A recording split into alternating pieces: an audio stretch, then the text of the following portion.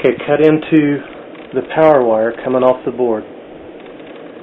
On the white wire on the power lead, solder the red wire from the Steve chip and the red wire from the ESC into that connection.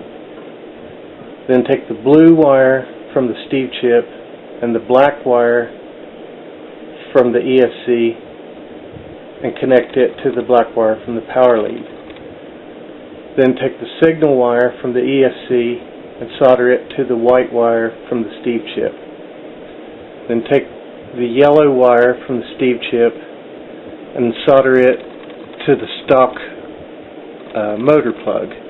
Then you just plug that in to the board just like the stock motor. And that's all the connections. No soldering on the board whatsoever.